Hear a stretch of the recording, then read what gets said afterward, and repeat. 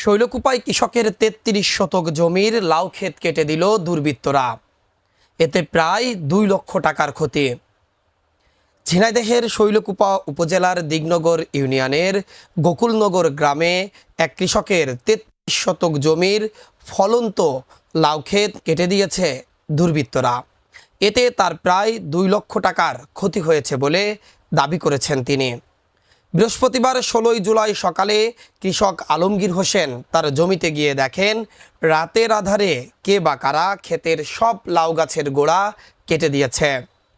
আলমগীর হোসেন গোকুলনগর গ্রামের আবুল হোসেনের ছেলে বলে জানা যায়। আমি একই জমিতে গত বছর লাউ গাছ কেটে দিয়েছিল, আবার এবারও লাগিয়েছি। এবারও আমার একদিন পর পর আমি ৩ থেকে ৪ হাজার টাকা করে লাউ বিক্রি করতেছি। এইভাবে আমি ১ মাস বিক্রি করেছি, আরও ৩ মাস লাউ বিক্রি করব। তাতে আমার ১ থেকে ১.৫ লাখ টাকা লাভ হবে। কে বা কাহারা কাটেছে আমি জানি না। এই আলমগীরের গত বছর এই জমির লাউ গাছ কাটিয়ে দিয়েছিল, তাতে বহুত ক্ষয়ক্ষতি হয়েছিল। সেই জমিতে এবারও লাউ লাগাইছে।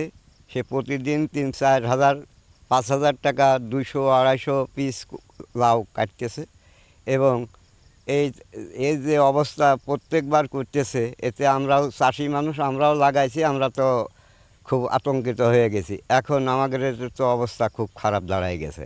আমরা কৃষক মানুষ, এই যে প্রতি বছরে আমাদের যে এইভাবে তোমার গাছ কাটিয়ে চোয়া করে দিচ্ছে, এইভাবেও গাছ কাটিয়ে চোয়া করে দিলে তো আমাদের চাষ কোনো হবে না। গত বছর এই জমিতে তার জমির পরিমাণ হচ্ছে ১ বিঘা ৩৩ শতক।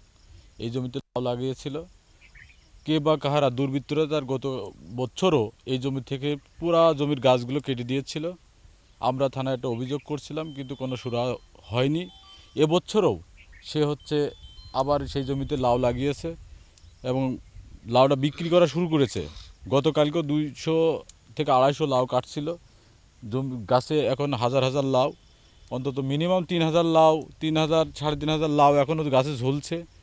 কে বা কাহারা গত রাত্রে বিশ্বকাপ খেলা হচ্ছিল, আমরা সবাই খেলা দেখছিলাম গ্রামের মানুষ, কিন্তু দুর্বৃত্তরা গতকাল রাত্রে তার পুরা জমির গাছ গত রাত্রি আবার কেটে দিয়েছে।